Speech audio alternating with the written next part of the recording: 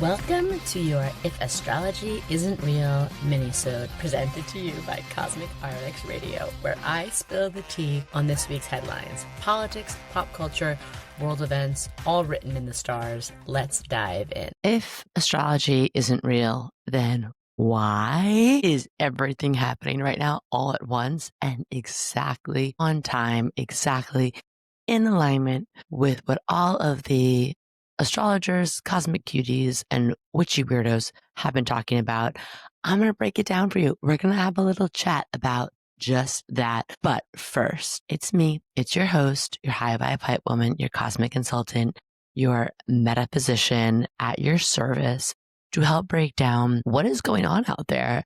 Everything we're seeing, the world is changing fast. No one can deny it anymore. And guess what? The cosmos have something to say about it and about our assignment at this time and how we can show up for it. So welcome back. We are so back, baby. We are so back. I have missed coming on to this segment. If you're new here, this is a spinoff we do from our Monday weekly Astro Energy Report, where I like to break down the weather of the week into terms for you to understand how to align with it, your cosmic weather in digestible doses. This is a little something different. This is where we like to talk about the news. It's like if the news was filtered through the planetary players, right? And we're going to talk about, usually I usually talk about one thing in politics, one thing in pop culture, maybe a little theory corner, a little like light forecasting, a little predicting for funsies. But I thought today, because we've been on a little hiatus promoting our delicious book In the Cosmic Zone, we're back now. I thought we should just do a check-in, right? A little reminder of the astrological, the cosmic context to so much happening in the world right now, and specifically here in the US. Okay. So before I get started, just how are you? How's your heart? I just want to remind everyone that what's happening right now, it can feel overwhelming, it can feel scary, but it's nothing new. It's stuff that's been cooking for a long time. And also, anyone who's studying astrology, it doesn't make it easier to live through it, but it helps us understand that things are happening right on schedule, because we are going through a hugely revolutionary moment in time. And 2025 and 2026 are like pivotal, like some of the most definitive years of the decade, maybe even of the first part of the 21st century, like even more definitive than, say, 2020. Okay. And now we're living through it. So we see, but the arc of justice, the arc of the universe bends towards justice. And I'm not just saying that to be, a wishy-washy, airy-fairy, love and light kind of a babe. I'm saying that because I study the data. I study the patterns, the cycles of history and what happened in previous cycles and where we end up, right? And we are in a moment in time where things have to get almost so bad and so shadowy that people on Earth remember that this is not how we're supposed to live, right? This is not how we're supposed to live. There can be a better way. Spoiler alert, it isn't get better. We're going to see some progress. People who never have cared about astrology before are like, so is this going to get better? And I'm like, yeah, it is actually. We're going to feel a reprieve or some sort of progress in 2027. And then we're going to feel like we're kind of living in a much different narrative by 2032, 2033. And it sucks because we're in this right now. And I know a lot of people too, especially like I'm a white lady. I'm a white lady in New York City and I'm feeling it. So I know that if you carry one or more marginalized identities, first of all, you're like, this is nothing new. This is nothing new. This is America, right? And also it's like, it can be scary to think about what's ahead.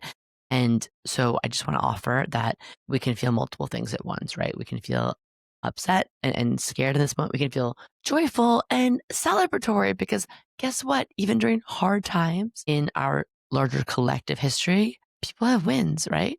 People create art that's awesome. People, fall in love, have babies. People start new chapters of their life that they've been working on. And actually, it's interesting that on the micro level, I have so many clients and community members who are having huge wins right now because they've been showing up and doing the work for years. And all of that can coexist at once. But we are moving towards basically a much different, a much like more progressive, more unified society, but we have to deal with some really deep shadow work, right? This didn't happen overnight, so it's not gonna get fixed overnight. But I'm gonna give you the spoiler alert. You have a role in this revolution. And that role is asking you to show up as your most authentic self and truly learn who you are outside of the systems, outside of the status quo. And this revolution is going to ask you to be really emotionally regulated, resilient. It's going to be asking you to trust what feels like truth to you, to have the strength to sometimes speak up, speak out, stand up when you see something that just doesn't feel right. And it's going to ask you to be part of the joyful reimagining. So we need to put on our creative thinking caps, to think about like, okay, what does this new future feel like? And how can I start to like microdose that in this moment through showing up for my community, right? Through learning, educating myself on and history on different, groups who have different experiences than my own. How can I shift my buying power? How can I essentially remember that this is what we're going to talk about today, that this astrology is reminding us that we all have a lot more alike. And I'm talking even with people you might not want to admit. I'm talking about people on both sides of the aisle. I'm talking about people in different parts of the country, different parts of the world, different identities, different skin colors, different sexual orientations, different everything, even within the different socioeconomic classes. We all have a lot more in common, a lot more to gain, a lot more to lose with each other than we do with the ruling class. You know, the corporations, the corrupt politicians, the billionaires, the technocrats, the very few who benefit from the many being divided and distracted and at each other's throats, okay? Because they know that when we're divided and distracted, we are easier to manipulate. We are easier to, just everything, provide the necessary labor they need to keep becoming more powerful and more wealthy. And so there's going to be, there's been a lot of collective waking ups. I feel like I could even say one of my first big awakenings was 2012, right? And so on and so forth. I've had it every few years. I have another like cracking open. And we're going to continue to experience that as a society. And so I just encourage you, like I have, if you've been here, if you've been doing this work for a minute, the spiritual kind of social activist work, this is not the time to point fingers at people and be like, you're late to the party. We just want as many people in the party, on the cruise ship as possible. Okay. If you're looking for more information on what I'm talking about today, I am going to be referencing actually just straight up our 2025 astrology webinar.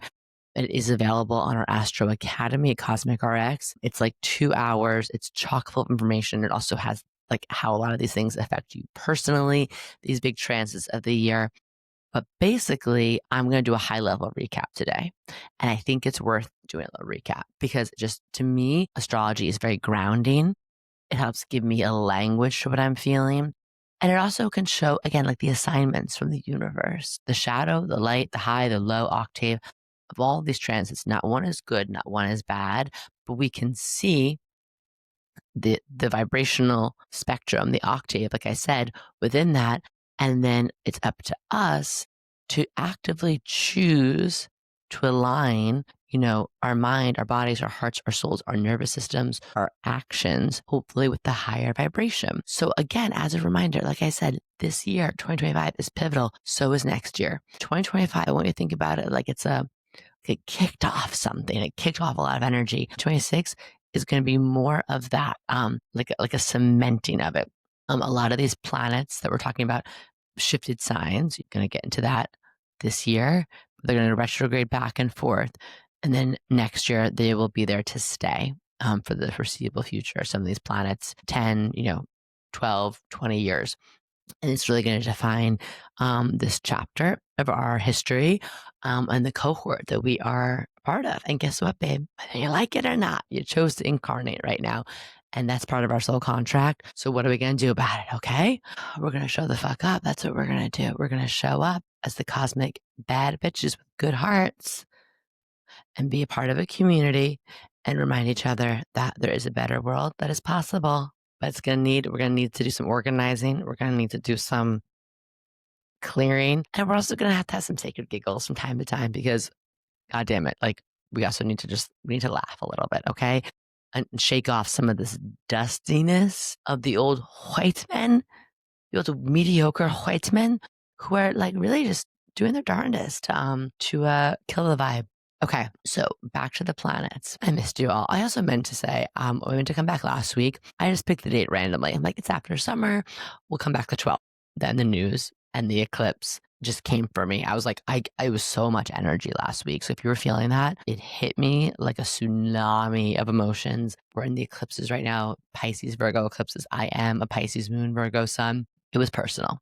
And also, on the 12th, I had the pleasure of officiating my best friend's wedding. And I was like, I just need to get in the headspace to like hold space for their union and their love right now. And um, it was just, I was short circuiting. So now we're back.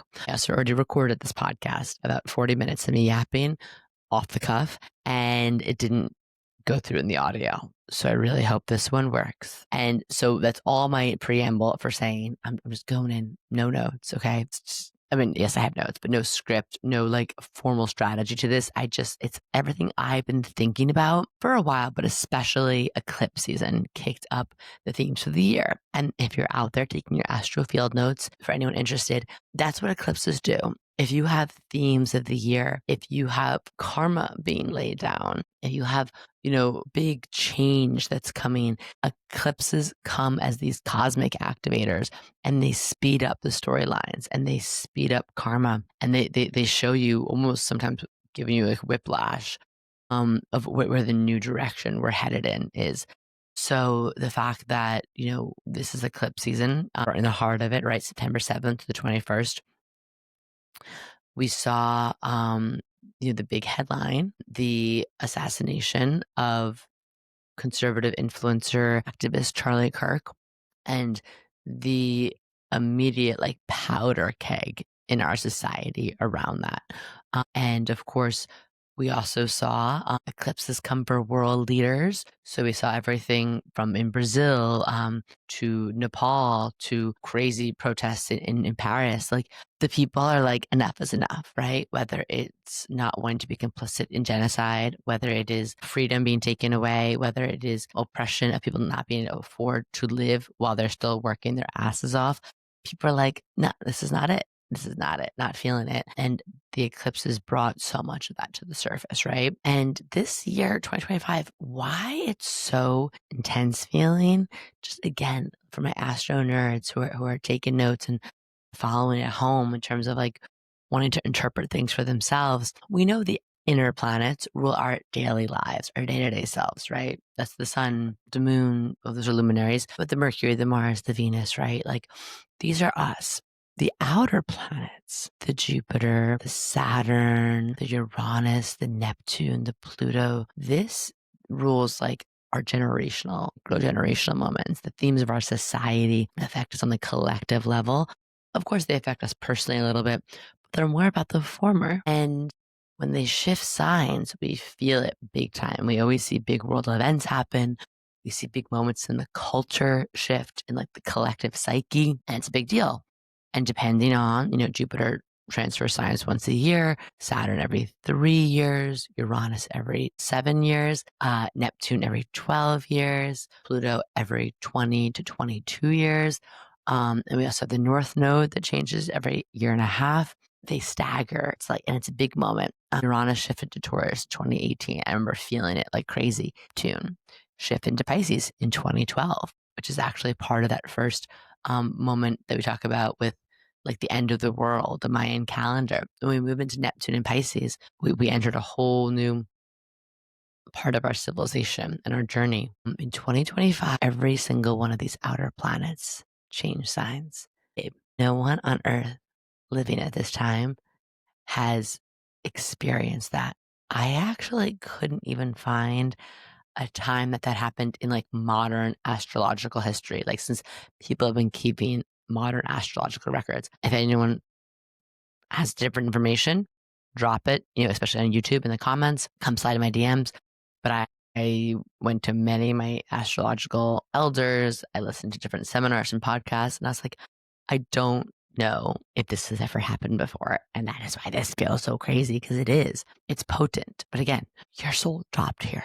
Your soul chose peak energy of a society and civilization to live through. And again, 2025 is a zigzag year, and then 2026, everything is going to land. So A lot of what we're seeing comes back down to a few main themes, a few main kind of like thesis statements or assignments, like I was talking about. And the first big one, that's the big daddy of it all, is Pluto is in Aquarius. Pluto is lord of the underworld. Pluto rules the shadow. Pluto rules power. Pluto like reveals, brings things up. Like we've been shoving things in the garbage disposal of society. Pluto's like all that stuff you never thought you were going to look at or talk about. Here it is, for better or worse, but in honor of, in the name of clarity, truth, healing, righting the ship, right? Again, I take a very spiritual, a very soulful, a very evolutionary, a very shamanic approach to my astrology. Not every astrologer does, but I kind of have to, because like, goddamn, like I need to understand the more mythical journey that we're on. So there's Pluto and Aquarius. And Pluto and Aquarius, I have notes here from my webinar. But we talked about like, everything that we're experiencing. Pluto started to enter Aquarius 2023, went back and forth, landed in 2024. And it was literally like right after the election, November 19th, it landed for real. Okay. So this is our first like full year of experiencing Pluto in Aquarius. And I literally wrote things on these slides like exposing the shadow side of big tech and AI. Again, these actual slides I wrote in 2020 because I was doing the 2024 webinar and the same information. Exposing of plutocrat technocrats, scandals and secrets emerging around technology, data mining, surveillance, changing and collapse of social media as we know it.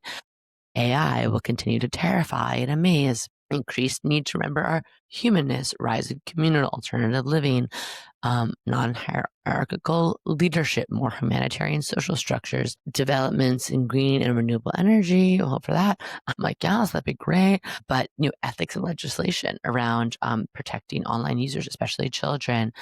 The feeling of also like the shift in our society. There's going to be in Pluto Aquarius a lot of progressive movements, but there's also going to be a lot of new shadow that comes up around technology and those who own it, right? And so just one of the biggest RXs I talked about, cosmic RXs for all of us in that workshop, was in-person community, just being around each other. And I just want to say that like if you are feeling really overwhelmed by the energy of the past few weeks, months, years, but definitely the past few weeks, I mention a lot to my clients, my community. I've talked about it on social. When things get overwhelming, you have to remember to fart. Yes, fart. I think this is a big part of what's happening right now. And it kind of is like a little bit of like the antidote or the prescription to really working with the positive energy of Pluto and Aquarius. And if you don't know, fart is my acronym for, especially when big world events happen, because they're going to keep happening.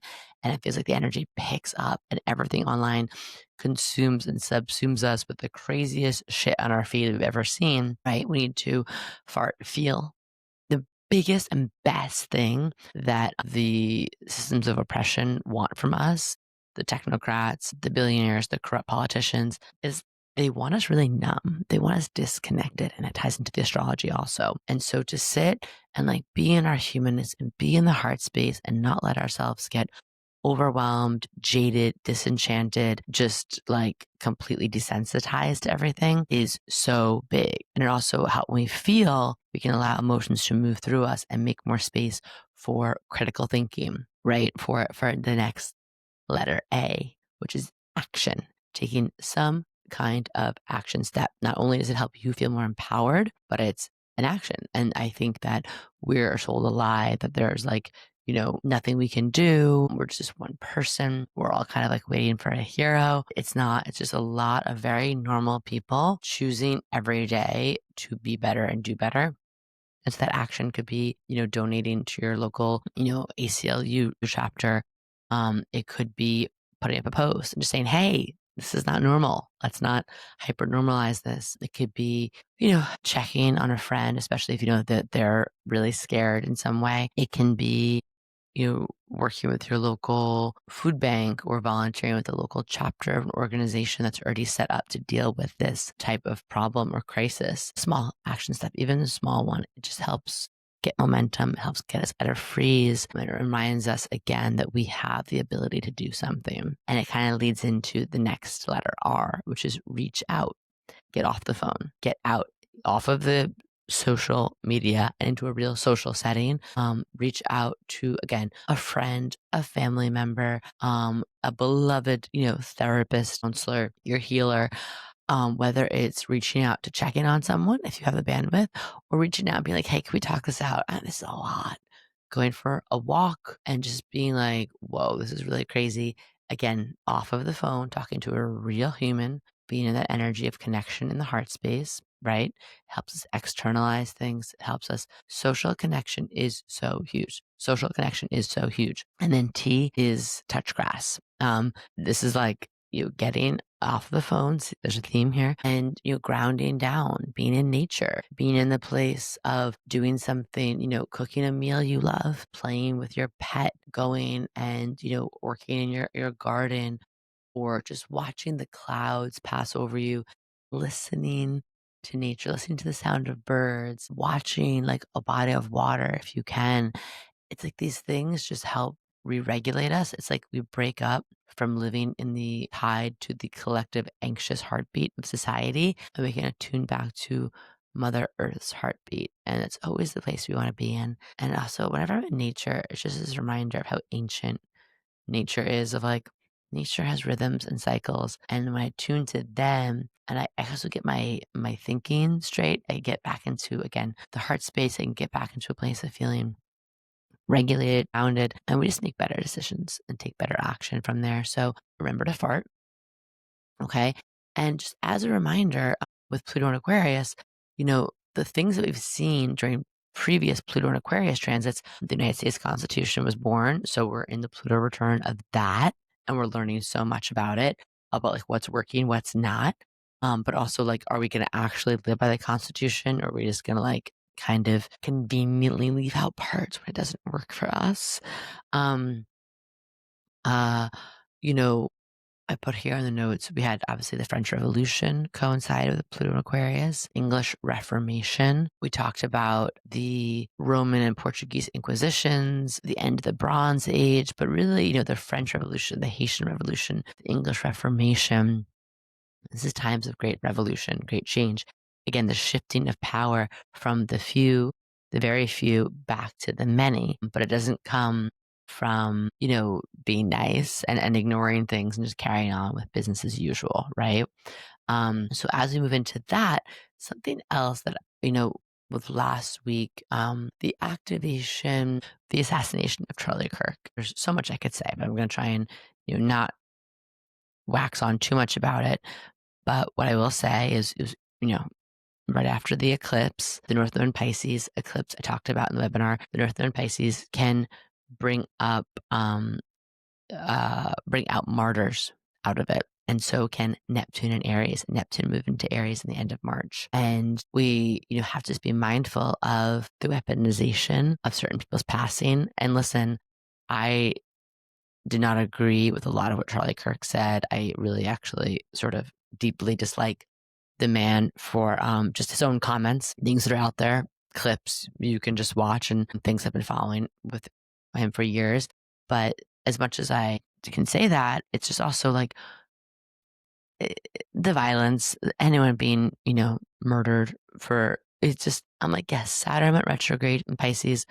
There's a lot of signals in the universe around karma and around like reaping what we sow, and being mindful of what we're putting out into the collective. But I also am just like, for my own karma, never gonna like cheer on someone's passing, but I'm also not going to glorify or celebrate in a way that doesn't feel true to me. But I also must be mindful of the martyr energy. A lot of 2025 is going to mirror things and themes I talked about in the webinar of things we saw in 2020, big shifts, lockdowns. And I think the murder of George Floyd galvanized the more progressive, liberal part of our society, whereas this assassination is galvanizing and mobilizing and unifying, and otherwise what was starting to fracture, more conservative, right? More Christian nationalist, more whatever we want to call it, part of our society. And we saw it not just happen in the US. I saw some chants in like South Korea of people saying like, we are Charlie Kirk. And I was like, interesting. That is interesting. And I don't think it takes, the most conspiratorial thinker or someone who's like a PhD in American history to be like, this is all kind of convenient and all really seeking to distract us, right? So we have Neptune in Aries is a time of like Neptune can make things really foggy, right? And we move into Neptune in Aries in late March. And I'm going to tell you from the webinar I gave, um, you know, the Neptune and Aries of it all can really bring about um, so many great things. More warriors acting on behalf of from a more spiritual, emotional place. But like I said, it can bring about martyrs. It did coincide with the American Civil War and a lot of different, the Taiping Rebellion in China. It's Industrial Revolution time. There's, again, a lot of pushes for more women's rights, workers' rights during this time. So there's a taking up of the sword, right? But Neptune is like a psychedelic. It's like a substance, it's an influence. So sometimes people are taking up that sword, but it's like, brah, you've had too much to drink and you're trying to make things better and you're ruining everything.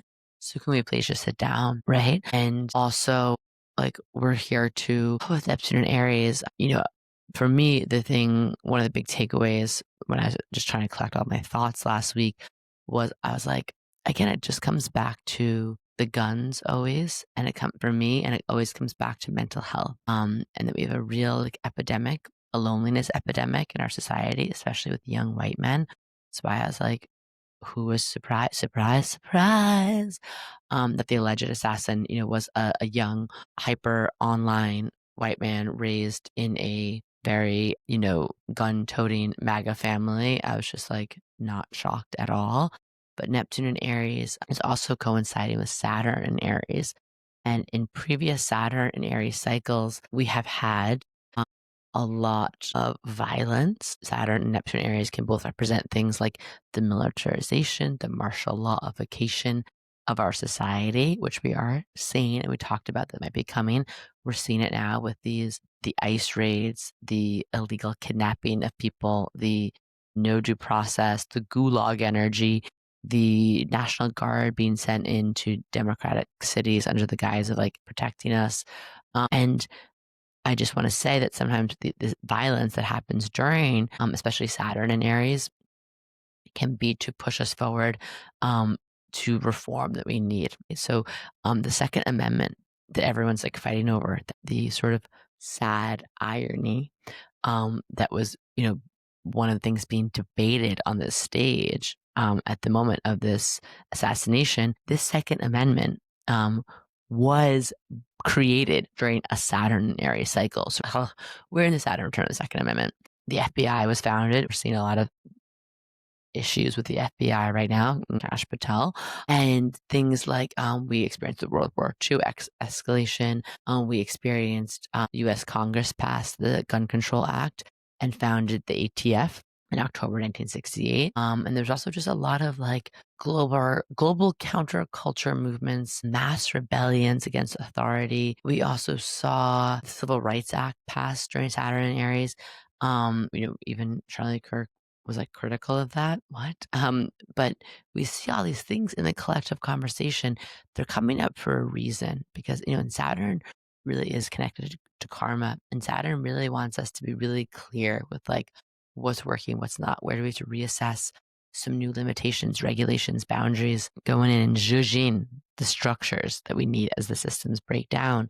And Saturn in Aries also does tend to hold leaders accountable. Epstein files. Who said that? So Saturn in Aries does have some really, in my mind, positive, progressive things attached to it, right? But this coming together with Neptune, Saturn and Neptune, it's just a very, Adam Ellenboss of Nightlight Astrology did a great series on Saturn and Neptune Aries. Go check that out on YouTube. And he talked about, like martial law. He talked about everything that was happening right now, but like months ago. He does a really good job of breaking it down.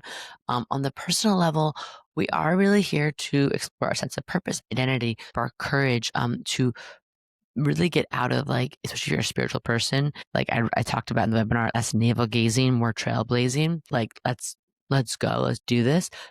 But it also can bring a rise in religious zealots, martyrs, cult like leaders, people who are here to be like self-proclaimed heroes. And we saw that even when Neptune and Aries kicked off, we had Muskie Boy with Doge and his chainsaw acting like he was gonna fix the government. And again, back to the drunk man analogy, we're all like, can you sit down? Because you just ruined all these social support systems and basically just like really fucked up so much in our government, and like, can you just stop? And then in just like Neptunian fashion, he was gone as quick as he came in, like a really bad fever dream.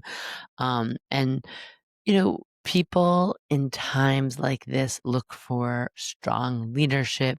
They look for someone to fix everything. They also look for groups to blame, but not the real groups, because the real groups of the people, like I said, the billionaires, the corporations, the corrupt politicians, that we can feel kind of powerless against. So a lot we see with this like cult, and I'm going to call MAGA a cult, they want to feel like they have someone to blame, that they are the hero of the story. And if it wasn't for them, the other people, they, who are usually people who are extremely oppressed by the system and just trying to live their lives, whether those are immigrants, whether those are trans people, whether those are just women, by pointing at them, they can say they're the villain, right? They're the reason why I don't love my life, why I work so hard and I'm broke, why I'm indebted by healthcare, medical bills, why I don't feel good, why I don't like my job, why I'm depressed, why I feel disconnected, right? Like, instead of looking at larger systemic issues, because those things take a lot of time, a lot of commitment to, and also a lot of understanding of how civics work. It's just easier to point to someone, right? And that's part of what, I think is, again, another tool of keeping us divided and distracted, knowing how much that human nature, especially a certain type of human nature, it's already looking for an excuse to feel that way, can be manipulated. So again, I just encourage you. I'm guessing if you're here, that is not you. If it is, let's talk. But if you have someone in your life, right, a grandparent, an uncle, a coworker, a cousin, a friend, whatever, a neighbor, and this is their stance, I'm going to tell you there is going to be a lot of waking up from this illusion and delusion. We already started to see it. We start to see it, right? The farmers in Arkansas, we start to see some people being like, these ICE raids aren't really sitting right, especially because there's no due process. And also, like, you're also arresting American citizens without due process, or tariffs. This is really hurting the bottom line.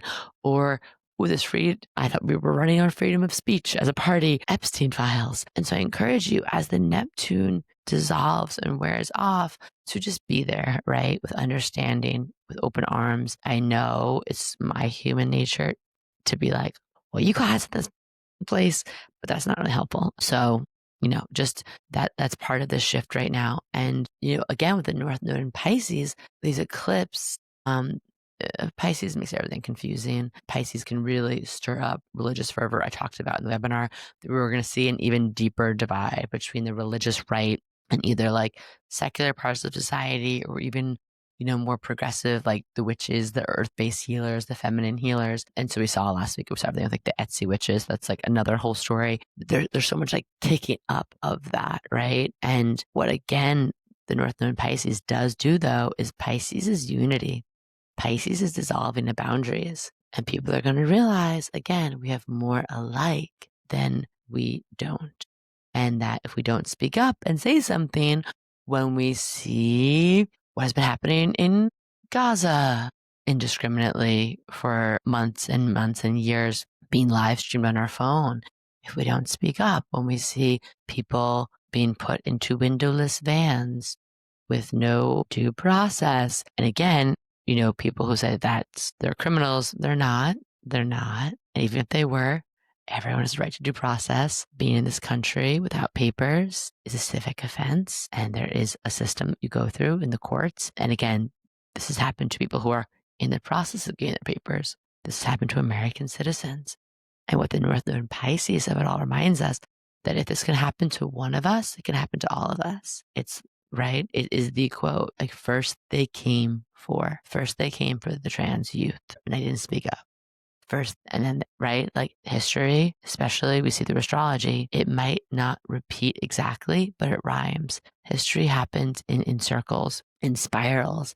And we're in that moment right now. Okay. And that's why I love, like, when I put this stuff together for my webinar, I love doing the research of what was happening in these past cycles, because it's like clockwork. It is like cosmic clockwork. And, I think one of the, biggest and last and most important transits we're in right now, and one I knew was going to be a doozy, is the Uranus in Gemini.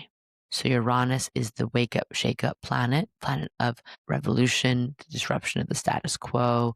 And it's really like crazy, shocking plot twist energy held in a planet move into Gemini on July 7th. And this is significant because as a nation, we are a Uranus and Gemini. So this is our Uranus return, baby.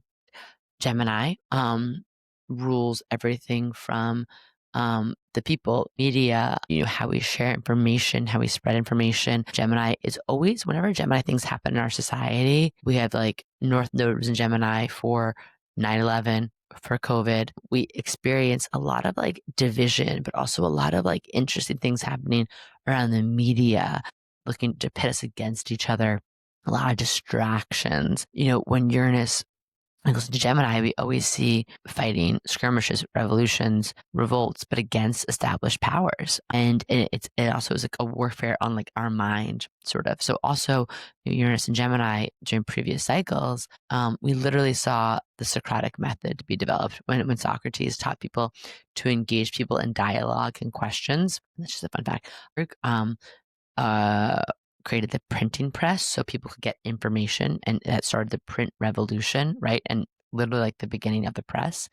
We had the scientific revolution, but the big ones that stand out to me is we had the American Revolution. So we're always in a place of war of some sort during Uranus and Gemini as a country. And we see a lot of division. And so going into this year, I was like, yeah, I think there's going to be division within political parties. We're going to see division. We're going to see a fracturing off even within, in like micro factions, if you will. And we're also going to see Uranus and Gemini, a lot of distractions, a lot of shocks, a lot of disruptions. And I think that was one of the biggest things that I was feeling last week, was just the extreme, like, you can't keep up with this news cycle. And that's by design, right? I don't know if it was Stephen Miller or that trolley man, Steve Bannon. It's like they talked about with Trump's first presidency, like, flooding the zone, flooding our nervous systems, flooding the media cycle. So we become numb, desensitized, and it's taking to slip things through, right?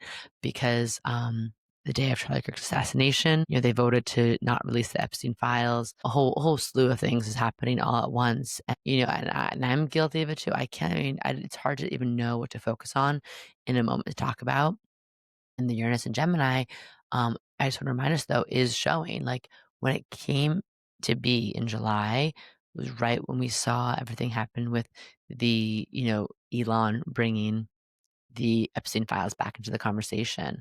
We saw the factions, the division that happened within the Conservative Party, things that have been festering, seeds that were there, that were planted, but people being like, especially on that side of the party, like, hey, you ran on wanting to drain the swamp and expose this, and the math isn't mathing here. And, and people were starting to get agitated, and people were starting to, have unrest, and they were starting to have within the party, right, criticism of that. And then, so, lo and behold, it's like distraction, distraction, distraction. And then, of course, this past week, distraction was the ultimate. And it did, in some ways, do, I think, what it, I don't want to say by design because it's all alleged, but it, Charlie Kirk's assassination did in some ways strengthen and reunite people on the right. But there are certain people who have been like, we're not going to actually fall for the distraction. And here's the interesting thing. The Uranus and Gemini wants to divide us more and more and more. But again, Uranus and Gemini can be an awakening of the mind, of critical thinking too, because I think right after the news came out, right after people were seeing, against their own will, live footage of what happened, instead of taking a moment to pause and having the leaders, especially in power right now, especially Trump, call for unity, which is what leaders are supposed to do in times of national crisis. They used it to foment more political violence, more division, right? And it was very alarming. And I kept thinking of that guy, what was his name? He spoke at a conservative rally, Kevin Roberts, who spoke last year and said there's going to be a new American Revolution, right? He's one of the leaders and writers behind Project 2025. And he said that revolution is going to be bloodless if the left allows it to be. And then meanwhile, people are coming on and saying that the left is the party of violence, the terrorists. And even as of this recording, Trump just labeled Antifa as a terrorist organization. Antifa is not an organization. It's literally anti-fascist. It's a way of thought. It's an ideology. The Uranus and Gemini of it all. It's like the right cannot get the party line correct, right? Like liberal people, snowflakes, who are like impotent, feckless beings who are crying over everything and too empathetic? Or like, are we, as Trey Crowder, an amazing comedian that I love, said, or is the left like the gay Jason Bournes, right? And so that I'm laughing. It wasn't even funny. It was like a very scary week, very scary moment to be on media. But there's this like, again, this division. And these politicians, they know what they're doing, right? They know that this division is one of their best tools, their best assets. And then even like, everyone on both sides, I think was like, I hope it's not ours. I hope we found out who it is. It's not ours. And I think, anyone who knows anything about these type of events knew it wasn't going to be, whoever the right wanted it to be, like a blue-haired Muslim Starbucks barista. Like, no. Again, it's a disenfranchised, hyper online, or not even disenfranchised, sorry, as a disconnected, hyper online, radicalized by the internet, the gaming community, the memification, brain rot of our society, young, white, straight man who grew up, like the Utah governor said, one of our own, homegrown, young man. And I think the Uranus and Gemini of it was interesting that he didn't even have a clear political party or motive. It's just lonely and brainwashed by, again, a system that's designed to do that online, to really radicalize people looking for that. And I think that, one of the last things I'll say about where we're at and things to be mindful of right now is like, again, what goes in the mind, where our sense of human connection is. And I think we're going to be experiencing a real come into Jesus moment, right, on the internet in general, but definitely for the social media apps. I think everything from the distaste of the bootlicking that we see on the social apps to just even before that, just the algorithm has made certain apps feel like just one big sales pitch, versus the social, vehicle that we originally sought it out for. But we're also seeing like, knee bending and bootlicking alongside of like, I don't know if it's normal for us to be on our phones and looking at pictures of babies being starved and killed, and a genocide alongside trips from someone's vacation, alongside Amazon fines for your home, alongside, testimony from sexual assault allegations from children, from, the survivors of Epstein and his cronies. It's like, it's too much. And again, very interesting. I did see some things come out that the social media platforms could have slowed down the live footage. I log on my phone. I did not know what I thought I was just watching a rally, a talk, a debate. And I saw the video of Charlie Kirk. And listen, the videos that have been coming out of Gaza, out of some of the videos I saw from the Sudan, it's all horrifying. But there was something about just seeing that and not knowing what I was looking at. There was no trigger warning. I thought it was just like one of those little clips, right? And I was like, ooh, I just saw the life leave someone's body in like slow-mo in real time. And again, I was just picking up my phone to like, put up an Instagram story. And I was like, this is not normal. And that video spread, and there are laws put in place, and they were put in place after 2019, after I think it was the Christchurch shooting that, that was live streamed, parts of that on Facebook. And there was laws and there were systems put into place so that these social media platforms could identify that kind of content and shut it down immediately. And they didn't, because it does. It serves a purpose. It serves a purpose because the terror of it all, the rage that came after it, the accusations, the fomenting, that makes them money. It keeps us on these platforms longer, right? We are in an attention-based economy. And I think that Uranus and Gemini is going to come for traditional media, Washington Post, New York Times. It's going to come for the social media platforms, because in the next 7 years, we're going to see the people, I think, demanding a lot of change, revolution, and being better from these organizations. So, as much as we can add to that with whatever that feels to you, right? Again, and even if you, like, to me, I use social media and I love it for Cosmic RX, for this business. So, but I've always knowing this is coming, kind of taking it with a grain of salt. I don't invest everything on these apps and platforms. Again, I try and build a community off of that. We also have our newsletter, a Substack, and also just knowing that, like, there may be a point where we all, have to actively protest it or boycott it, or at least just someone create a better alternative. So just a lot of things. And of course, like, Pluto in Aquarius is on the Aquarius moon of the US's birth chart. And the Aquarius moon in the US's birth chart is in the third house, which is all about speech and media.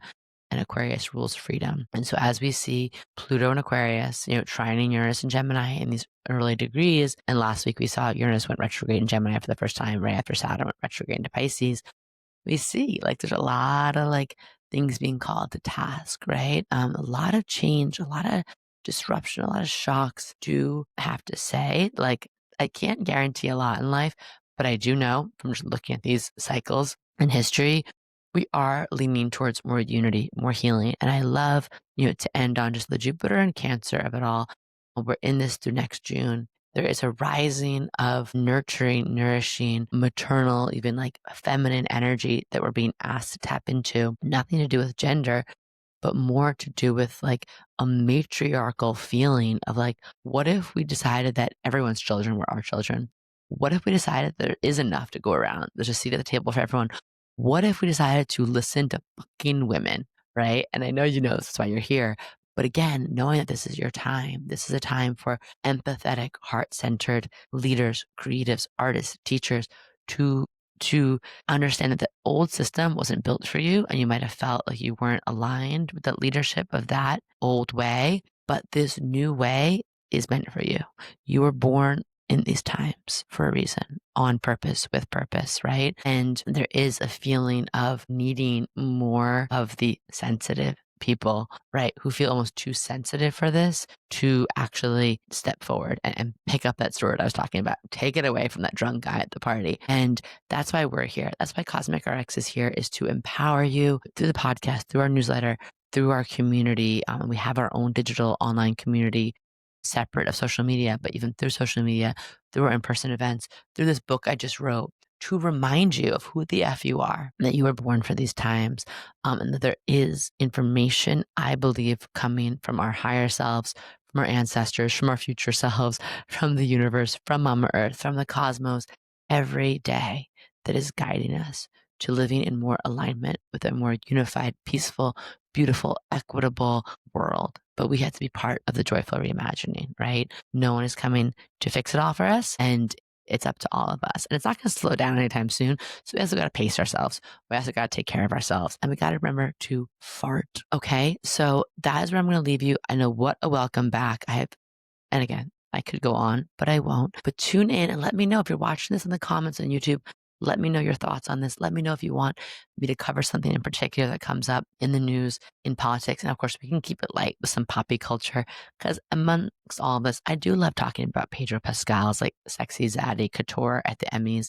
And I do love talking about, like, the Travis and Taylor of it all and their engagement, or Sabrina Carpenter's new album, or blah, blah, blah. And it's all part of us. It's all part of this moment we're living in. Okay. And just a reminder again that this astrology is such a good blueprint, such a good anchor for us, right? It's not defining us. It's not telling us exactly how it's going to play out, but it is helping to align us, I believe. So until next time, I'm sending each and every one of you love. I'm sending you a pat on the booty to get out there and be that cosmic bad bitch with a good heart, revolutionary, that we need in your corner of the world. And just closing out with saying, if astrology isn't real, then why is all of this playing out exactly in alignment with the planets? All right, until next week, so much love.